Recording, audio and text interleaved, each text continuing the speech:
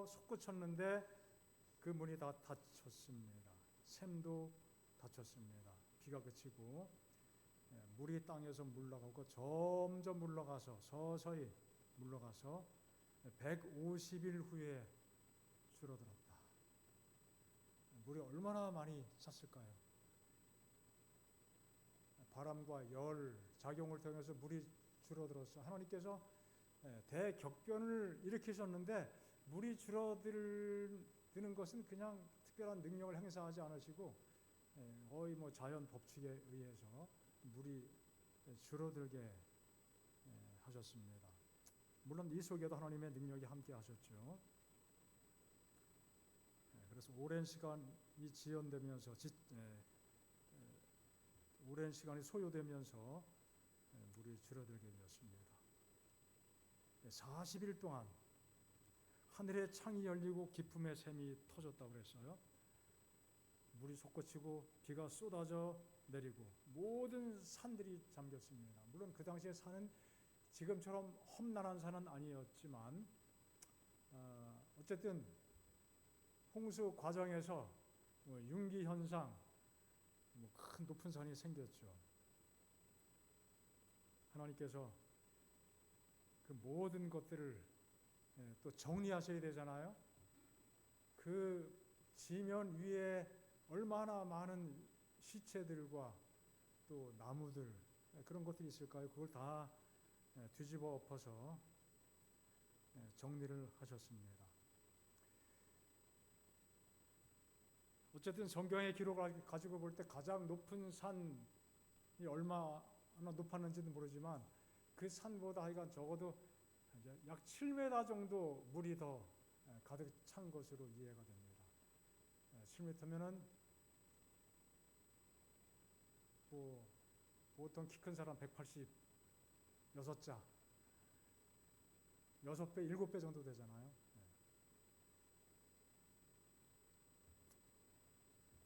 엄청난 양의 물이었습니다. 물고기를 제외한 모든 생명체들이 거기서 죽었어요. 물고기들이 다 죽진 않고 죽은 물고기도 많겠죠. 그 격변 속에서 물고기의 화석도 많이 나오잖아요. 그러니까 물고기도 많이 죽었습니다. 생명 보존을 위해서 살아남아있는 물고기도 많이 있었겠지만 많은 물고기들은 죽게 되었습니다. 자, 그런 모든 상황, 모든 과정 속에서 노아가 어떤 심정을 가지고 어떤 마음을 가지고 그 기간을 보냈을까요? 노아가 그 장면을 보면서 얼마나 절박하고 사실은 두려운 순간들이 아니에요? 그런 상황 속에서 노아가 얼마나 절박하게 하나님을 부르고 찾았을까요? 야, 이러다가 방주가 잘못되는 거 아니야? 뭐 깊이 염려하거나 의심하거나 그렇지는 않았겠지만 뭐 그냥 그런 거대한 격변 속에서 아마 적어도 긴장은 하지 않았겠습니까? 그 긴장도가 꽤 깊었는지도 모르겠습니다. 그런 상황 속에서 정말 절박한 심정으로 하나님의 약속을 믿고 하나님을 굳게 붙잡으면서 또 어떨 때는 너무 또 외로운 생각도 들지 않겠습니까? 마치 예수님께서 십자가 위에서 나의 하나님 어찌하여 나를 버리셨나이까 그 고독한 그 심정을 그렇게 표출했던 것처럼 아마 노아도 좀은 유사한 그 심령을 마음속에 느끼면서 하나님을 찾고 부르짖는 시간들을 갖게 되었을 것입니다.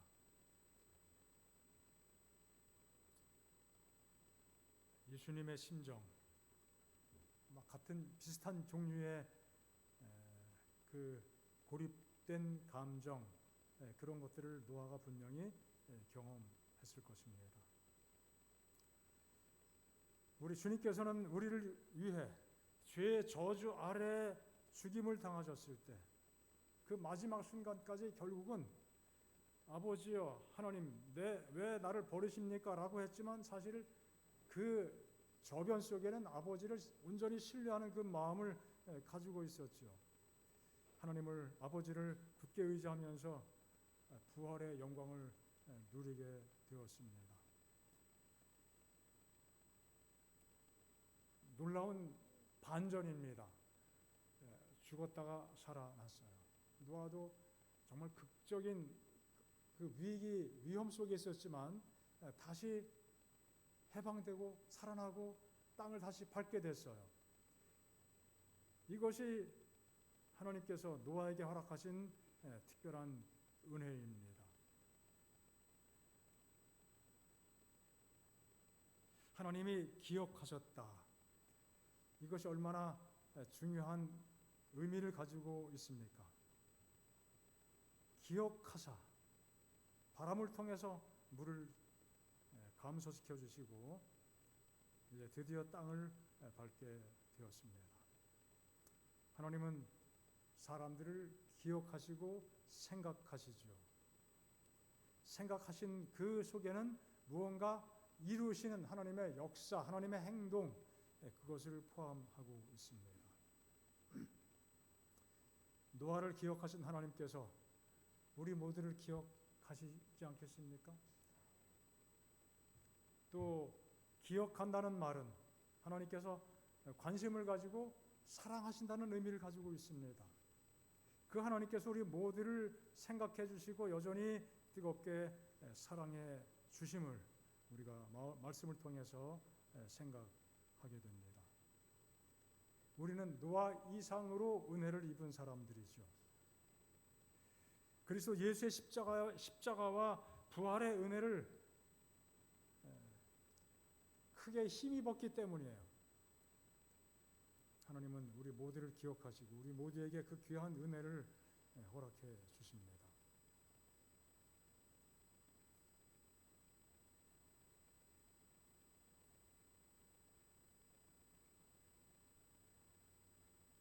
자, 이 창세기 8장 이 장면은 창세기 1장의 그 창조 때 그 모습과 상당히 닮아 있음을 보게 됩니다. 바람을 땅에 불어 불게 하심에, 사실 바람이라고 하는 것, 이 바람이라는 단어의 그 원어 의미는 그 성령과 사실 같은 의미고 성령으로도 번역이 되는 단어입니다. 창세기 1장에 하나님께서 태초에 이 흑암한 세상에 이 수면 위에 하나님의 영이 운행하셨다고 그러는데, 영이 운행하셨다는 그 표현과 바람을 불게 하셨다는 그 표현은 사실은 같은 표현이에요. 단어는 같은 단어거든요. 그래서 이 물이 줄어들게 하는 그 일에 하나님의 영의 역사를 우리가 또 생각해 볼 수 있는 충분한 여지를 갖게 됩니다.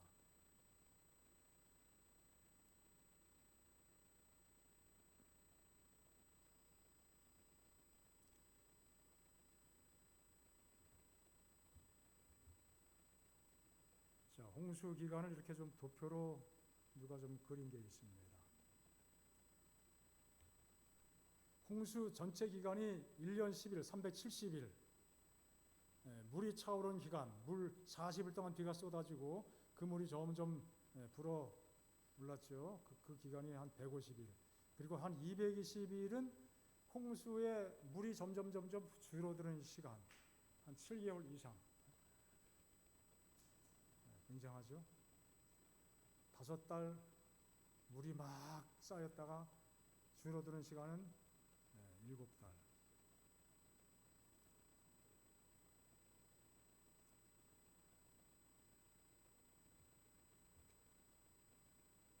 자, 전 기간 동안에 방주에 머물러 있으면서 얼마나 좀 많은 생각을 했을까요? 7일 동안 방주에서 대기했죠. 비가 오기 전에 40일 동안 비가 쏟아지고 110일 동안 물이 계속 차오르고 점점 물이 줄면서 산봉우리가 보이기 시작한 지 40일 후에 까마귀를 보냈죠. 까마귀는 돌아오지 않게 계속 돌아다녔습니다. 그리고 일주일 간격으로 비둘기를 3번 보내게 되었습니다. 자, 이 그림이 이제 비둘기 보낸, 왼쪽의 그림은 꽤 유명한 화가가 이제 그린 그림이에요. 유명한 화가인데 그림이 여러분들의 그 감상하기에 잘 그린 그림이다 그렇게 느끼신지 모르겠지만, 자, 이 노아 할아버지 옆에 또 가족 사람도 있고 짐승도, 염소가 지금, 그리고 옆에 뭐 닭인지 뭔지 같이 비둘기를 보내는데 이게 무슨 의미가 있는 것 같아요? 언제 물이 빠지나 비둘기가 가면은 무슨 소식을 가져올까? 노아만 그런 것이 아니라 모든 동물들이 마찬가지 입장인 것 같아요. 그런 그 내면적인 생각들을 묘사한 그림인 것 같습니다. 첫 번째 보낸 비둘기는 그냥 돌아왔죠. 두 번째 보낸 비둘기는 새 감람나무 잎사귀를 가져왔다고 그랬어요. 새 감람나무. 그러니까 이제 싹이 돋았다는 거잖아요. 그 와중에도 감람나무에 새순이 돋고 뭐 이제 생명의 현상이 다시 이렇게 회복되는 그 모습을 보게 됩니다. 자, 이것이 그들에게 얼마나 큰 희망을 줬겠습니까? 감람나무 잎사귀 줄기 하나 비둘기가 물고 왔어요. 야, 이제 희망이 보인다. 희망이 보인다. 그런 감동 아니겠어요? 여러분 어디 먼데 이 차를 운전하고 갔다 오다가 톨게이트 지나면은 다 왔다. 그런 안도감이 있어요. 누구든지 다 그렇죠. 집에 가까이 도달하게 됐구나. 집이 가깝구나. 자, 이제 그런 희망을 갖게 됩니다. 새 감람나무, 새라고 하는 것은, 새롭다는 것은 막 새롭게 갓 따낸 것, 새로 뜯은 것, 이제 그런 의미를 가지고 있죠. 그래서 나무에 있는 것을 비둘기가 따서 가져온 거예요. 그냥 가다가 이렇게 주셨다기보다는 나무에 있는 거를 우리 노아 할아버지한테 이거 따서 갖다 줘야지. 아마 그런, 뭐 본인이 그런 생각하진 않았겠지만 하나님께서 그렇게 희망을 주신 것입니다. 새로운 시작을 알리는 아주 중대한 신호였습니다. 세 번째 비둘기는 돌아오지 않았다고 그랬어요. 자, 또 7일을 기다려 다시 비둘기를 방주에서 내놓음에, 또 7일을 기다려 방주를 내놓음에.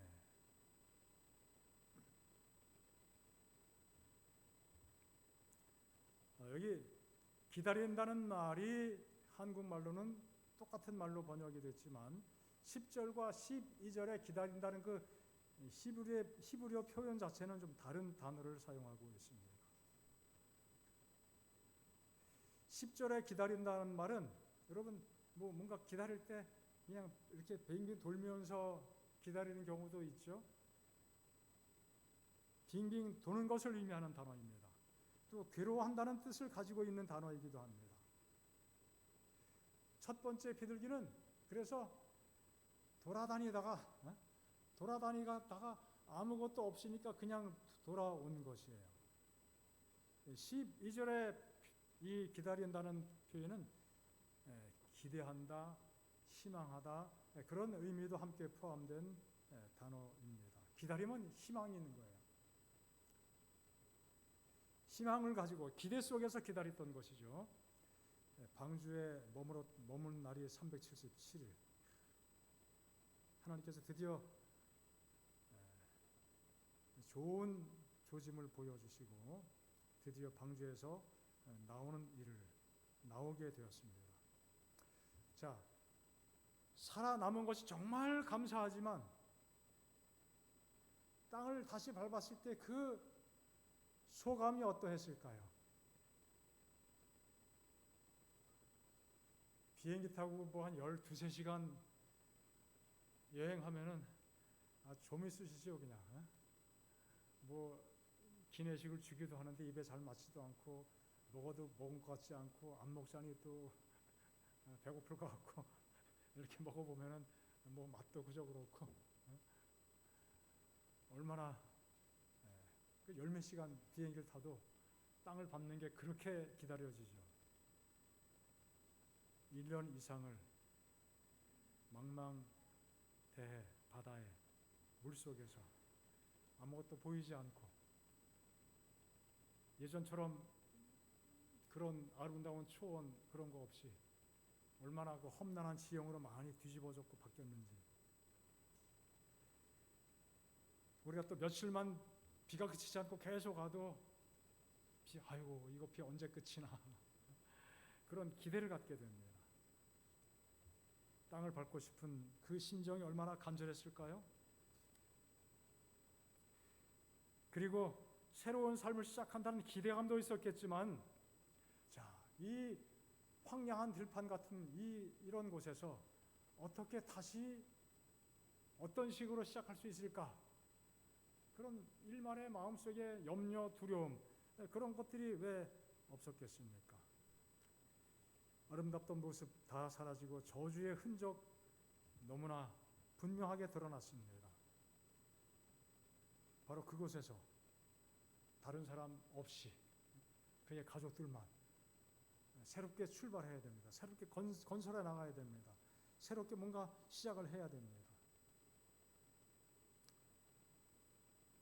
이제 그런 기대를 가지고 또 그런 간절함을 가지고 이제 비둘기를 날려보내게 되었습니다.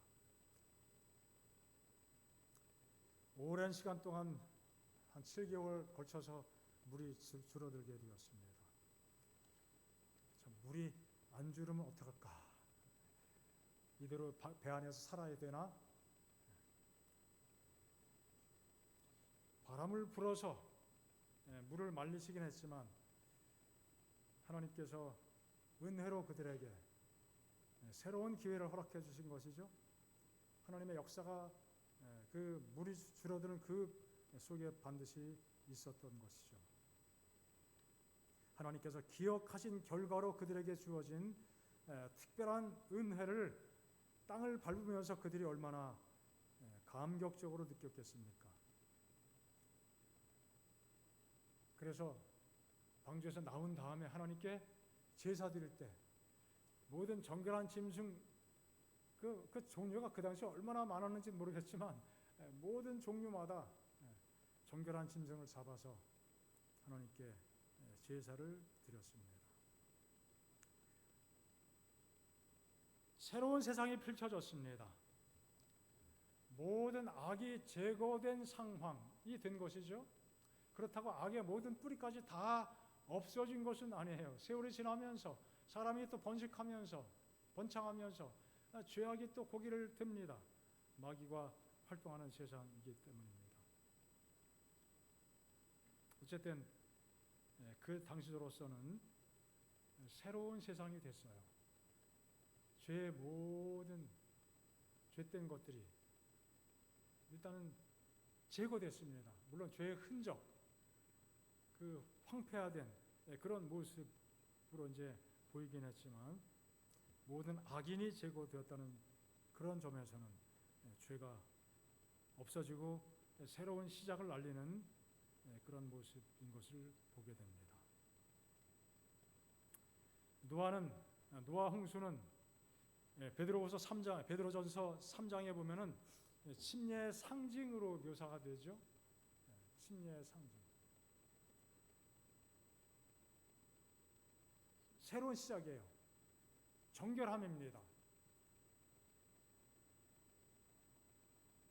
완전히 새로운 세상이 됐습니다.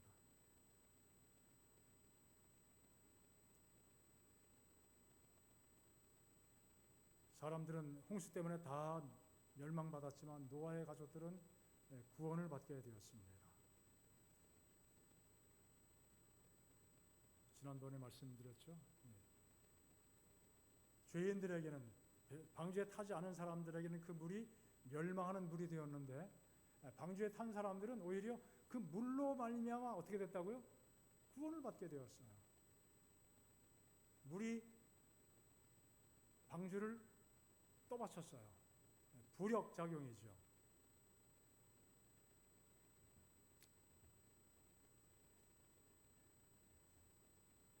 자, 그래서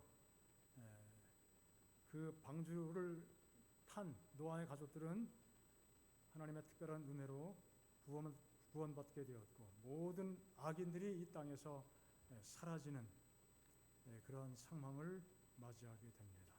그래서 노아 홍수가 침례를 상징한다는 것은 두 가지 의미를 다 포함시키는 것 같아요. 구원받은 노아의 경험, 그리고 죄인들이 다 사라지고 죄가 없어지고 정결하게 되는, 모든 악을 제거하는 그러한 측면에서 홍수가 침례를 상징한다. 구원을 의미하는 침례를 상징하는 것이죠. 자, 우리는 침례를 받은 사람들입니다. 하나님 은혜 가운데 하나님께서 나에게 주신 새로운 생명을 누리고 사는 사람들이에요. 마치 이 죄악 세상에서 하나님께서 우리를 이렇게 방주를 물로 떠받쳐 주듯이 우리를 이렇게 구별해서 구원하셨습니다. 자, 그리고 또 한 가지는 이 홍수가 악인들을 제거하고 악을 제거한 것처럼 우리의 삶이 침례받은 사람들로서 우리 속에서 악을 제거하는 그 경험이 침례 속에 포함된 중요한 의미이죠. 로마서 5장, 6장, 5장 후반부, 6장 초반부 그 내용 전체를 보면은 침례의 의미가 무엇인지를 말씀하고 있는데, 우리가 새 생명 가운데 어떻게 다시 새롭게 출발함을 강조하고 있습니다. 새 생명을 얻었어요. 예수님의 은혜로 새롭게 되었습니다. 그래서 그 새롭게 된 삶의 그 특별한 과정의 경험을 침례를 통해서 바울이 상징적으로 설명하고 계시잖아요. 물속에 잠김으로 예수님과 함께 십자가에 못 박혀 죽고, 또 예수님과 합하여 물속에 장사 지내고, 또 예수님과 합하여 다시 일어서는 부활에 참여한다. 그 새 생명으로 부활한다는 것이에요. 죄를 다 제거하고.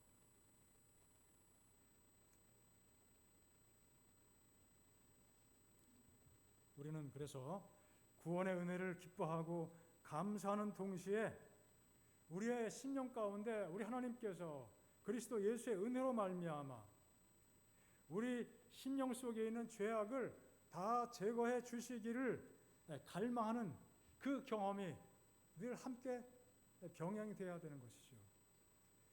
구원을 기뻐하는 것과 우리 심령 가운데 죄악이 제거되는 것, 그것이 서로 따로 놀 수 없는 거예요. 같이 가야 되는 것이죠. 그래서 우리가 그런 삶을 통해서 하나님을 더욱 높이고 영화롭게 하는 그것이 우리 모두의 삶이 될 수 있기를 간절히 소망합니다. 시편 51편 다윗의 기도, 그가 크게 범죄한 다음에 하나님을 마음속에 통회하는 마음으로 바라보고 또 받아들이고 하나님께 간절히 기도했죠. 내가 죄악 중에 출생하였으며 어머니가 죄 중에서 나를 잉태하였나이다.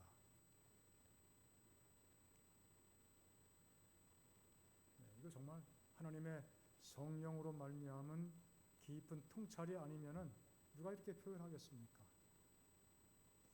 내가 죄악 중에 출생했고 어머니가 죄 가운데서 나를 잉태했다. 죄인인 어머니가 나를 잉태했다. 내가 죄인으로 잉태되었다는 것이죠.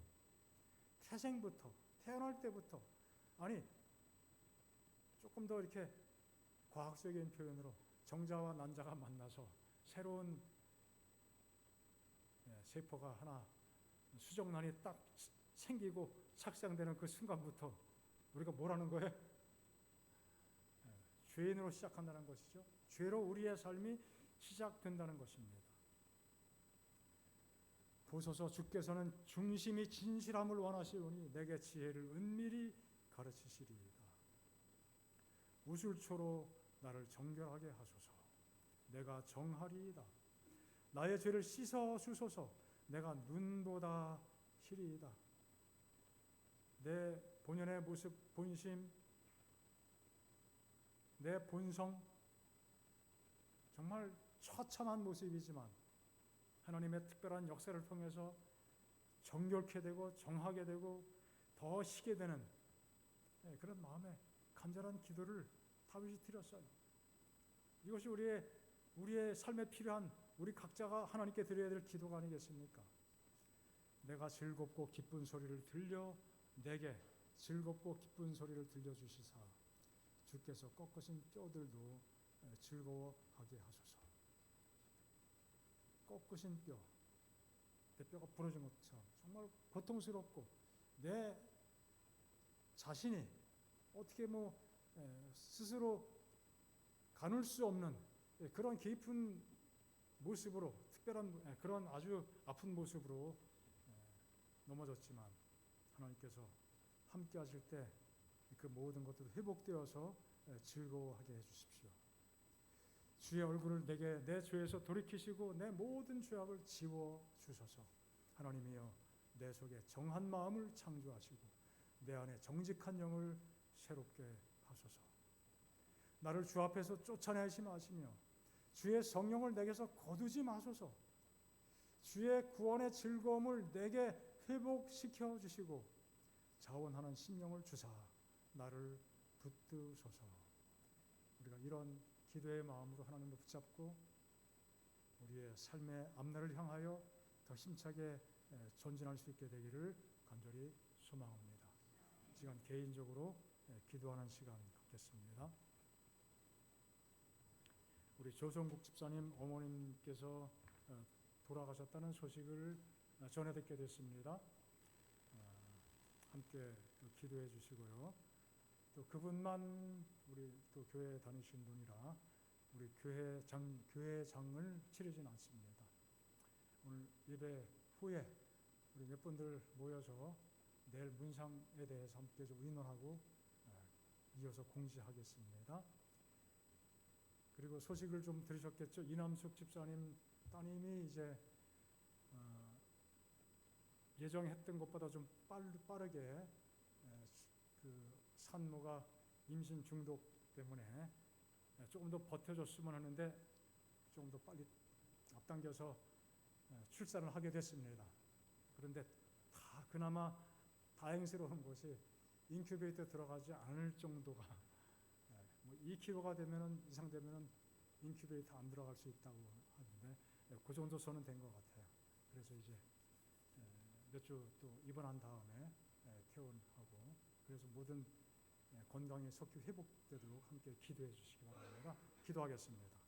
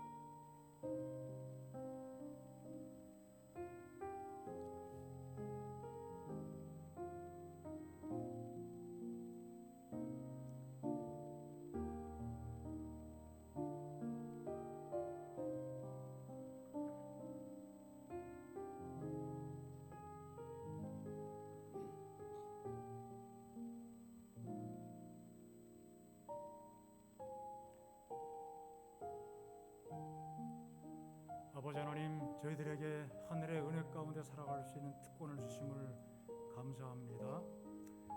우리의 마음의 서원, 기도, 또 성도를 위한 기도를 하나님께서 응답해 주셔서 하나님의 놀라운 역사를 인하여 우리 모두가 함께 기뻐할 수 있게 도와주시고 하나님의 위로 가운데